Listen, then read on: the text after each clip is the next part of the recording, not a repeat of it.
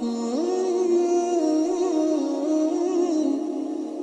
अली से प्यार करने वाले इस चैनल को सब्सक्राइब करें।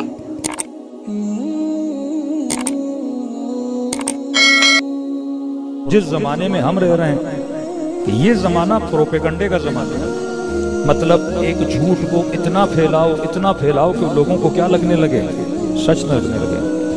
कि आज कोई शिया सुनता है कि शाम के मिंबरों पे अमीरुल मोमिनीन को सबको शितम किया जाता था तो वो ताज्जुब खाता है कि कैसे मुमकिन है कोई दामाद रसूल पर सबको शितम करे। जब अमीरुल मोमिनीन ने नमाज तरावी की मुखालिफत की तो आवाज़ें बुलंद हुई कि वाह सुन्नत था, पिछलों की सुन्नत का क्या होगा। अब मुआशरे में जब रद्द बदल हो गया, जब प्रोपेगंडा इतनी ताकत पकड़ गया कि लोगों को झूठ सच लगने लगे, ऐसी ऐसी हदीसें रसूल खुदा की तरफ निस्बत दी जाएं जिनको अक्ल सलीम मानने के लिए तैयार रहा कि एक तरफ हर मुसलमान को मुवज्जफ किया जाए कि आप अपनी नमाज में सूरह हम्द पढ़ोगे, अगर हम्द नहीं तो नमाज नहीं, और नमाज हम्द में ये दुआ जरूर मांगो, इहदिना सिरातल मुस्तकीम, ऐ खुदा मुझे सिरात मुस्तकीम दिखा या चला या बाकी रख। मतलब दुआ है सिरात मुस्तकीम।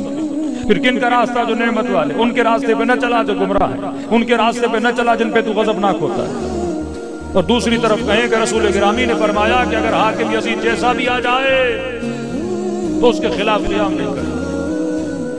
मुतअद्दिद हदीसें, सैकड़ों हदीसें जिनको मैं उर्दू में तर्जुमा करके आपको सुना रहा हूँ। कोई भी अहले सुन्नत का मुफ्ती इनसे इनकार नहीं कर सकता, क्योंकि अगर इनकार करेंगे तो मदीने का साहब को कैसे बचाएंगे।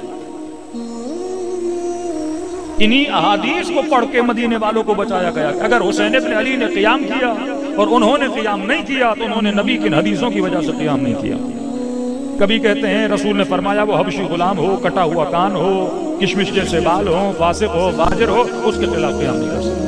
फिर फरमाया ऐसा मुर्तद हो जो लोगों को दीन से हटा दे, उसके खिलाफ भी क़याम नहीं कर सकते। फिर किसी में कहा कि इतना मुर्तद हो यहाँ तक कि उसके वजूद में शैतान रसूख कर जाए, तुम उसके खिलाफ भी क़याम नहीं कर सकते। अब एक तरफ कुरान कह रहा है दुआ मांग, इहदिना सिरातल मुस्तकीम, ऐ खुदा मुझे सिरात मुस्तकीम दिखा चला जिन पे तू गजबनाक, जो गुमराह, जो बदकिरदार, जो जानी, जो शराबी हैं, परवरदिगारा उनके रास्ते पे न चलाना, मुझे दीन के रास्ते पे चलाना, मुझे हिदायत के रास्ते पे चलाना, मुझे मोहम्मद रसूलुल्लाह के रास्ते पे चलाना। दूसरी तरफ कहें कि उसी खुदा के रसूल ने कहा है अगर कोई लादीन आ जाए तुझे बेदीन भी बना दे, उसकी मुखालिफत न करना। अब बताइए, एक तरफ बेदीनी पर अमल करने का हुक्म, एक तरफ हिदायत की दुआ करने का हुक्म, एक तरफ वो दीन इस्लाम जो हमने मुसलमानों को बताया इन्नका अला खुलुकिन अज़ीम, कि वो हबीब अखलाक की बुलंदियां दिखाने के लिए आए, जिसके अखलाक से मक्के के गरीब इंस्पायर हुए, जो लोगों को जुल्म से दूर कर रहे थे, जो कह रहे थे बेटियों को जिंदा दगोर न किया करो, जो सफाई का दर्स और तहारत का दर्स दे रहे थे, जो लोगों को जहालत से निकाल कर किताबत सिखा रहे थे। एक तरफ इस्लाम का ये मयार कि लोग दौड़े दौड़े इस्लाम की तरफ आने लगे, यदखुलून फी दीनिल्लाहि अफ़वाजा, फौज दर फौज लोग इस्लाम के अंदर दाखिल हो रहे थे। किस चीज की वजह से? इस्लाम के अखलाक की वजह से, इस्लाम के किरदार की वजह से, इस्लाम की रफ्तार की वजह से, इस्लाम की निज़ाम अदालत की वजह से, जो रसूल खुदा ने बयान किया। लेकिन आज का मुफ्ती जिस दीन को पेश कर रहा है कि अल मुल्क लिमन गलब, मुल्क किसी के हाथ में भी हो, गलबा किसी का भी हो, वो चाहे फासिक हो, वो चाहे फाजिर हो, चाहे यजीद जैसा कहा। हमारी बहस ये है ही नहीं कि यजीद फासिक था या नहीं था।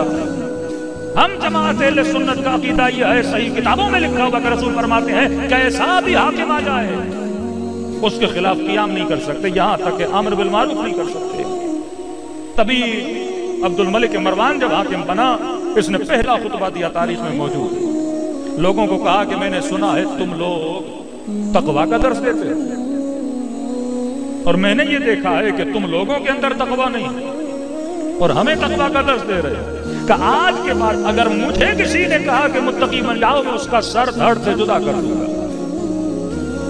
अलनन इस्लामी हुकूमतों में अम्र बिल मारूफ पे पाबंदी लगा दी गई कि आप नमाज पढ़ते हो जाके अपने घर में पढ़ो, रोजा रखना है रखो, हज करना है करो, लेकिन किसी को ये न कहो कि नमाजी बनो। अगर कोई शराबी है तो तुम्हारा न जाए वो शराबी है, अगर कोई जानी है तो तुम्हें रोकने और टोकने और समझाने और मारूफ को बयान करने और मुनकर को बयान करने की जरूरत नहीं है। اب کون سا دین انگریز کے سامنے رکھو گے؟ یزید والا دین، بنو امیہ والا دین؟ کس چیز سے ان کو انسپائر کرو گے کہ ہم مسلمانوں کا ایمان یہ ہے کہ حاکم کیسا بھی ہو اس کے خلاف ایک لفظ نہیں بول سکتے، ہم پر واجب رسول نے فرمایا کہ حاکم کی اطاعت کرنی ہے۔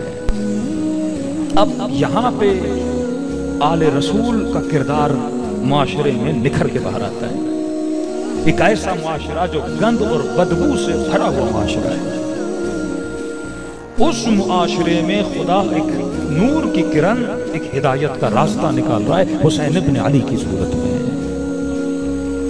اب یہاں مفہوم حدیث سمجھ آتا ہے کہ ان الحسین مصباح الہدی و سفینۃ النجات، میرا حسین کشتی نجات ہے، چراغ ہدایت ہے، کشتی نجات ہے، کہ جب دیکھو گے سارے ڈوب رہے ہوں گے کلمے پڑھنے والے، کوئی یزید کی توڑے توڑے بیعت کرنے جائے گا، کوئی کسی فاسق کو امیر المومنین کہے گا، کیونکہ امت کا حاکم فیس آف دا نیشن ہوتا ہے۔ جب ہم کہتے ہیں اسلام تو اسلام کا فیس محمد رسول اللہ ہے، جب ہم کہتے ہیں شیعہ تو شیعت کا فیس علی ابن ابی طالب ہے، حسین ابن علی ہے، یہ فیس آف دا نیشن ہے۔ آپ نے کہا کہ یزید بھی نیشن کا فیس بن سکتا ہے، آل امیہ بھی نیشن کا فیس بن سکتے ہیں، اپنا بنو عباس بھی بن سکتے ہیں۔ تبھی بہت بڑی مخالفت ہوئی آپ کے مولانا مودودی کی، جب انہوں نے کتاب لکھی خلافت اور ملوکیت۔ اسی ملک کی عدالتوں نے ان کو پھانسی کی سزا سنائی، غالباً جنرل ایوب کے زمانے میں۔ پھر وسادت کی شیعہ علماء نے، تب سے جماعت اسلامی کا تعلق شیعہ لیڈرشپ یا نظام ولایت فقیہ سے ایک نسبت ان کی بنی، کیونکہ یہ بچانے والے تھے۔ اس وقت کے بزرگ علماء نے خط لکھ کر ان کو راضی کیا کہ آپ کسی عالم کو پھانسی نہیں دے سکتے۔ کہ آپ نے خلافت اور ملوکیت مطلب آپ نے دو نظام بتا دیے، ایک ملوکیت کا نظام، خلافت مطلب اساس احادیث کا انکار کر دیا۔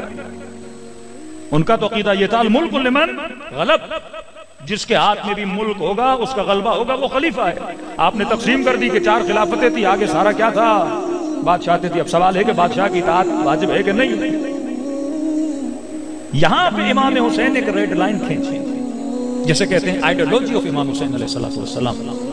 جس نیٹ ورک کا آپ شیعہ حصہ ہو، ہم نے کہا نہیں، ایک فکر یہ بنی کہ حاکم کوئی بھی ہو اس کی اطاعت کرو، مفلوج فکر، ایک ایسی فکر جو ظلم کو برداشت کرے، ایک ایسی فکر کہ حاکم جو کرتا جائے یہ چپ رہے کیونکہ حاکم ہے، میں نے کچھ بھی نہیں کہنا۔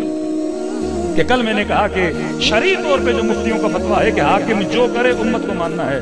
اب حاکم چاہے بجلی کے بل مہنگے کرے تو امت کو احتجاج نہیں کرنا، چاہے پیٹرول مہنگا کرے امت نے احتجاج نہیں کرنا، کیونکہ حاکم ہے، حاکم جو بھی کرے۔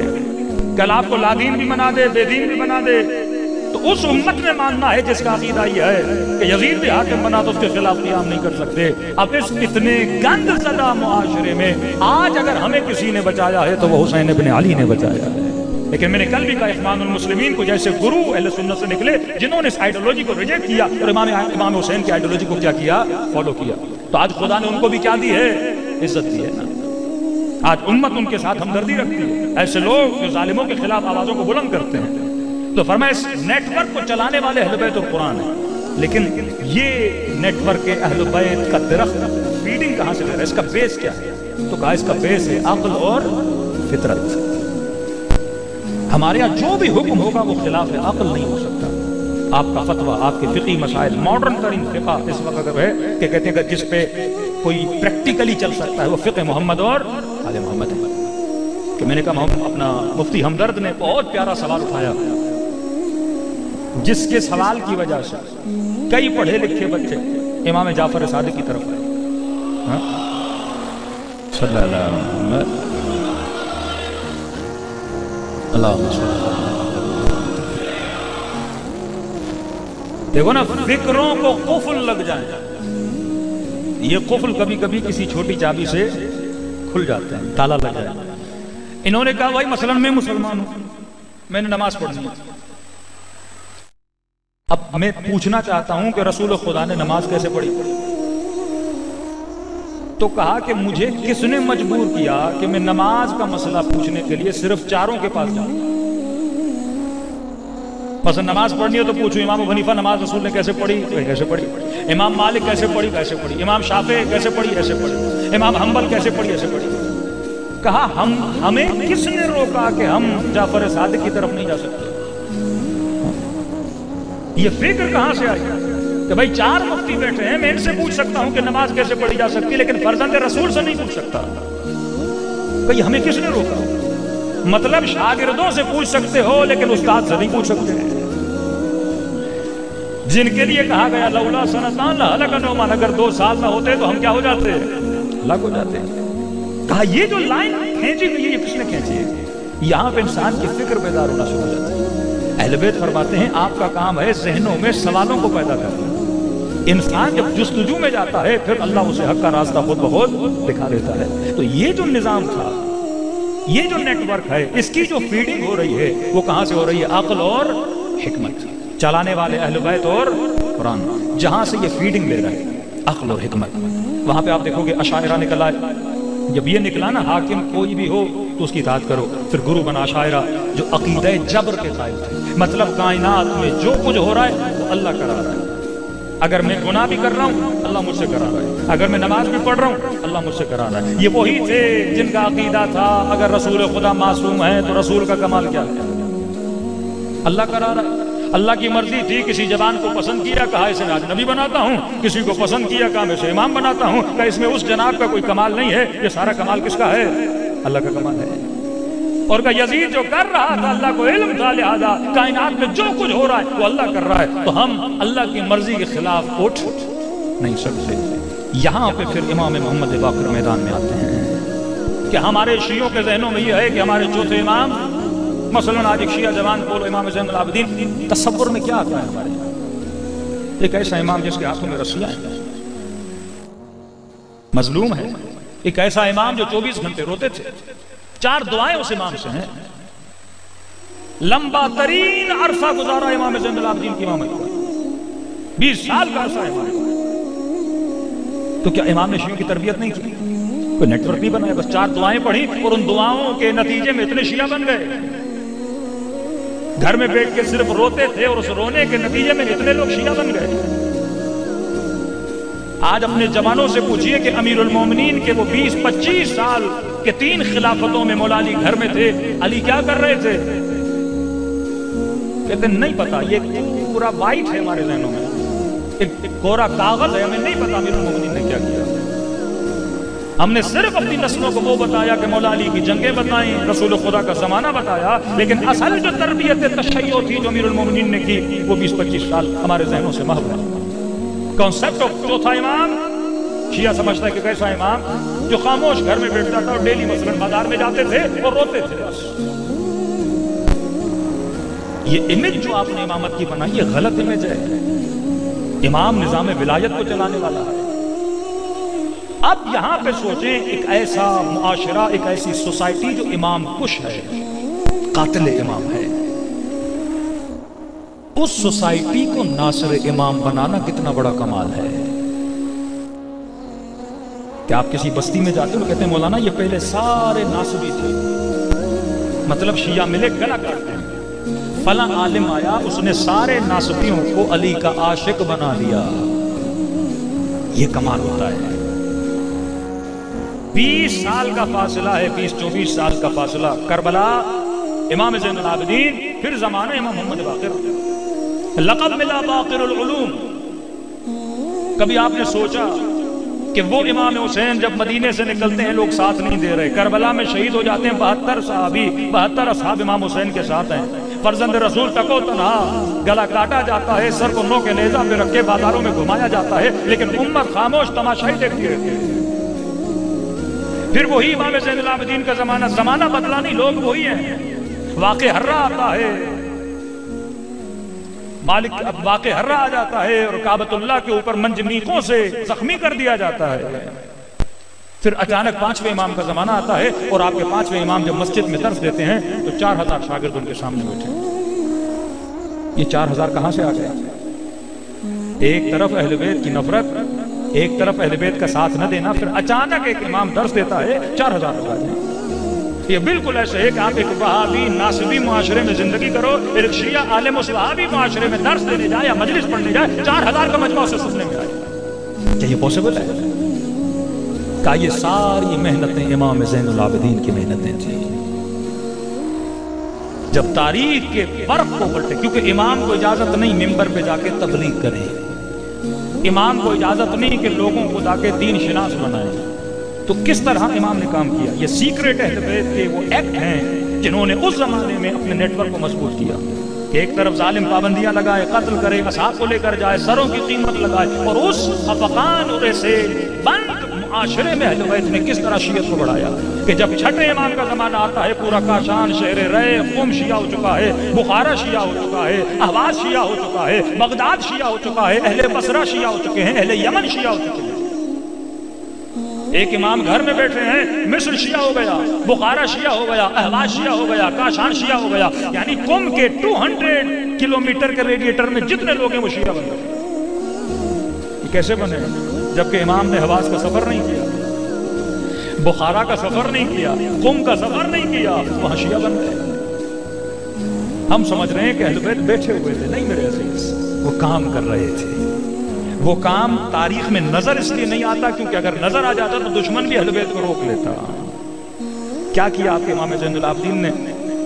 مدینے میں جو افراد تھے وہ پہلے سے سنگ دل ہو چکے تھے، کیونکہ جب ایک امام کو قتل کر دیا گیا، یہ خاموش تماشائی دیکھتے رہے تو کیا بن گئے؟ قسی القلب. واقع ہررا پیش آیا، امت بیٹھی رہی. 3 دن کے لیے مدینے کو حلال کر دیا گیا کہ کئی حرامزادے شہر میں پیدا ہو گئے، امت دیکھتی رہی. پھر عبد الملک مروان حجاج ابن یوسف کے ہاتھوں سے دوبارہ اٹیک کرواتا ہے، پھر زبیریوں کو شکست دیتا ہے. اس زمانے میں بھی امت دیکھتی رہی. 2 مرتبہ سرزمین مقدس پہ حملہ ہوا ہے. اب مولا اس معاشرے کو کیسے سدھاریں گے؟ یعنی یہ بالکل ایسے ہے کہ امام زین لشکر یزید کے مقابلے میں کھڑے ہیں اور مولا تبلیغ کر رہے ہیں لیکن ان پہ اثر نہیں ہو رہا کیونکہ دل سخت ہے. پھر مولا فرماتے ہیں مولا تؤتونکم من الحرام، کیونکہ تم نے حرام زیادہ کھایا ہے. تبھی حسین کے کلام کا تمہارے اوپر کیا نہیں ہو رہا؟ اثر نہیں ہو رہا. اب امام زین العابدین کس پہ تبلیغ کریں گے جبکہ سارے دل سنگ ہیں، پتھر ہیں؟ کیا کیا امام زین العابدین؟ کہتے ہیں مولا کے زمانے میں اسلامی باؤنڈریز بہت زیادہ بڑھ چکی تھی، بارڈرز.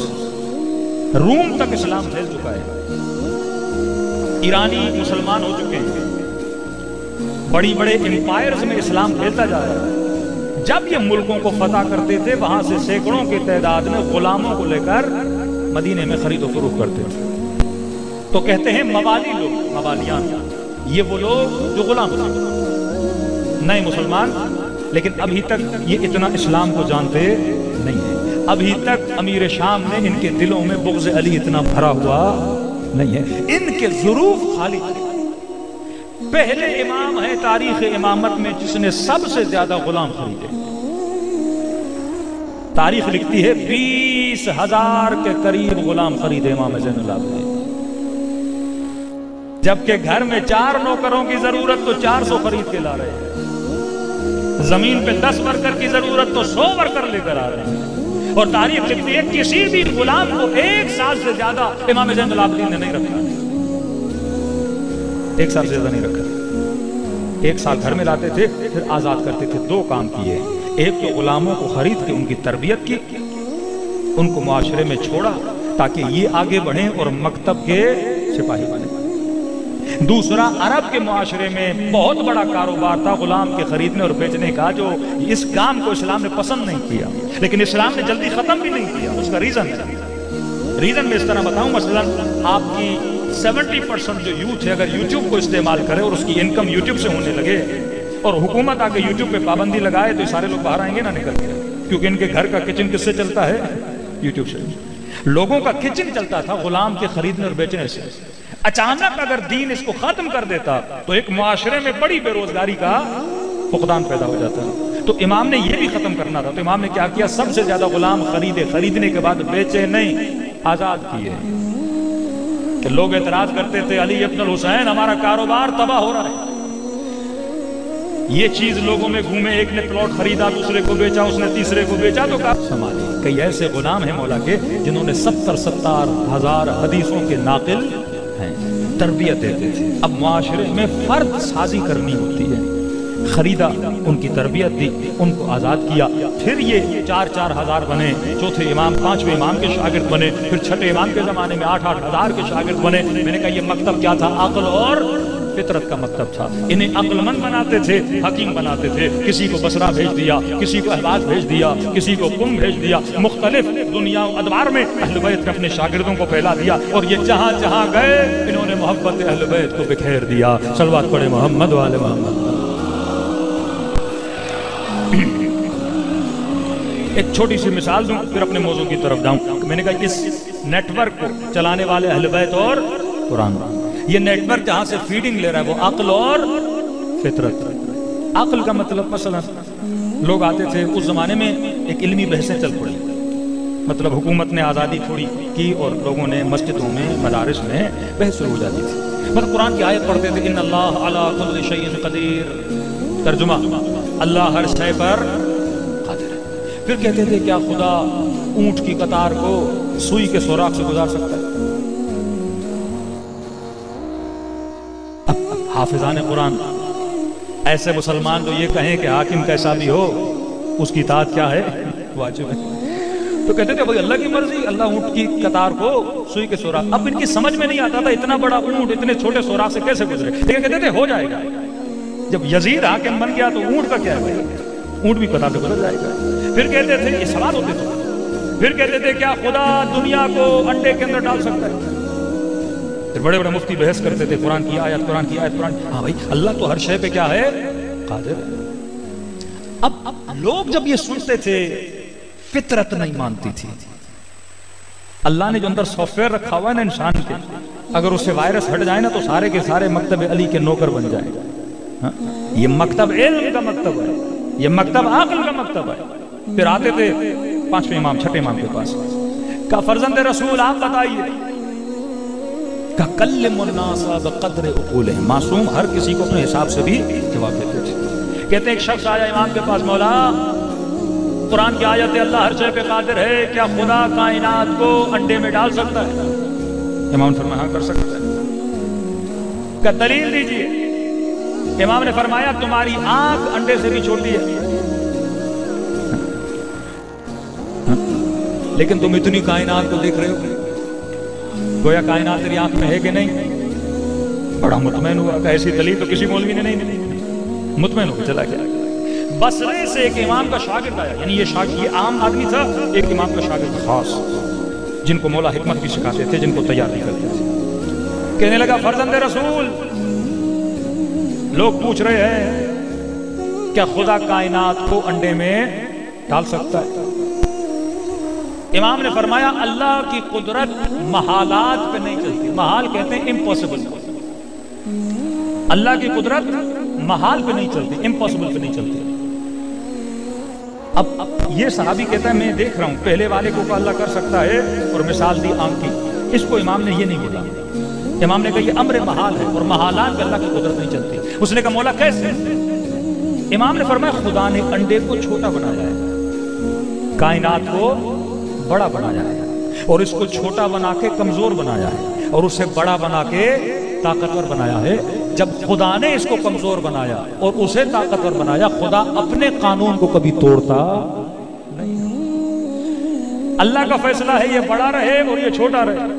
کہ اس صورت میں خدا کر سکتا ہے کہ مثلا دنیا کو چھوٹا کرے پھر انڈے میں ڈالے، یا انڈے کو بڑا کرے دنیا سے زیادہ، تب ہو سکتا ہے۔ لیکن ایک چھوٹی چیز میں بڑی چیز جا نہیں سکتی، کیونکہ بڑا بھی خدا نے بنایا، چھوٹا بھی خدا نے بنایا۔ تو یہ امر محال ہے، محال کو خدا نے محال بنایا، اور خدا کبھی بھی اپنے قانون کی خلاف ورزی نہیں کرتا۔ مطمئن ہوا، شکر ادا کیا، پھر عراق کی طرف روانہ ہوا۔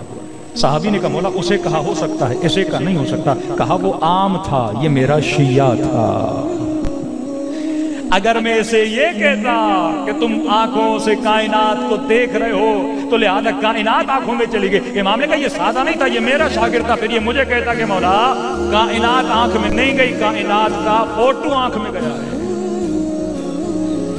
میں آپ کو دیکھ رہا ہوں، آپ تو میری آنکھ میں نہیں گھسے نا بھائی، آپ کا عکس میری آنکھ میں، پھر اس طرح تو پوری کائنات موبائل کے اندر آ گئی۔